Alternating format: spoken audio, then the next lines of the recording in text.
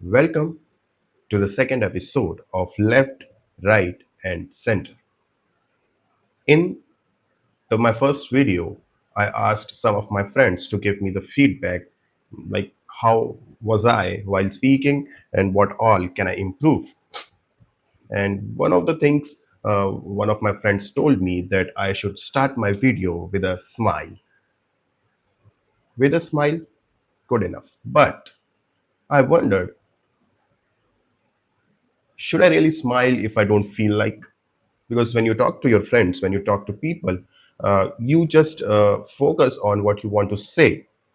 If the things are funny, you will smile. If the things are good enough, you may still smile. If the things are serious, you may not be sad, but you will continue to say the things in a very generic manner. So when there is something which requires you to smile, that is fine. But only because you are on camera, you should always smile. Is this required?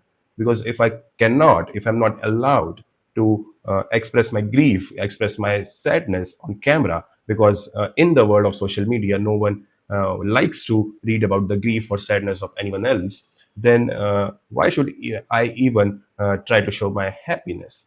Yeah, you can say that happiness is something which, if you express or share, it may spread among people.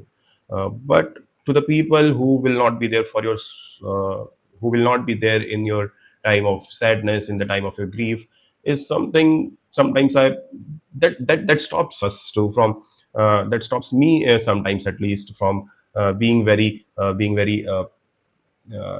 happy for or excited while talking to them. Yes, once I get comfortable, when I know that these people are not going to judge me if I go off the route or if I go a little silly on some matters, then there, once you become comfortable, you even start to be yourself and you even start to express yourself more. You start to smile more. You can smile in general as well, but not just for the sake of camera. But yes, maybe over the period of time, as I get more comfortable with the as I get more comfortable with facing camera, maybe I also start to smile. But till then, let's see. That will be just a byproduct, and I think one should stick to what he or she wants to convey, not just to show the emotions. Emotions are the byproduct of how you feel when you are conveying a message, right? Okay, given that, what topic should we take for today?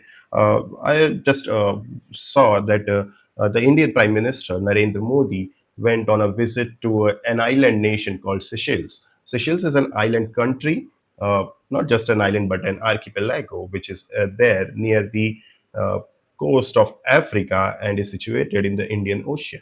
Fair enough. And like long back, somewhere I just mentioned that India is the only country which has an ocean named after it. And then some people from other countries came in the comment box and said that Indian Ocean does not belong to India. I agree to that, but uh, I also sometimes feel that it will always be India who will be the center of this particular ocean. That is why this is named Indian Ocean, right? Let's see. And first thing, why was it named Indian Ocean? So that this dates back to the ancient times when there used to be a lot of trade between Europe and Asia, and that India was like almost 50% of that trade, because India itself used to trade with Europe and the East Asia, and at the same time, the trade between Europe and East Asia also used to pass through this Indian Ocean. The Arab merchants and the European merchants. So European merchants came later, but it all started with the uh, Arab merchants who wanted to trade used to come off the coast of the state of Kerala in to the state of Kerala in India, and sometimes also the whole west coast of India, where they used to trade a lot and also used to stay for months before there is a change in the weather phenomena, which used to help them sail further to the East Asia and again from there back to the West Asia, right? So the India was the center of the whole sea trade which used to happen between the West Asia to the East Asia. So that is why that this particular ocean also came to be known as Indian Ocean. And suppose you name it as an African Ocean or any other ocean, any random name, still, even let's say India is not a superpower or not even a significant power, but still, the other nations, if they become powerful than India in the neighborhood, still, uh, if they fight, if they trade, or if they do any kind of activity, it can't just circumvent India and can be done. So any day, whether India is a powerful country or a very insignificant country, it's the very location, the very strategic location of India, it will always remain significant. And that is why this is called Indian Ocean. So India may not own and will not own Indian Ocean, but being in the strategic location, India will always claim the responsibility to take care of the activities, or at least monitor the activities which is happening in this particular region, because no other country is big enough in this particular region. And also any country which is doing any kind of activity in the seas, at least in this particular region, will have to come of face to face with India at least once.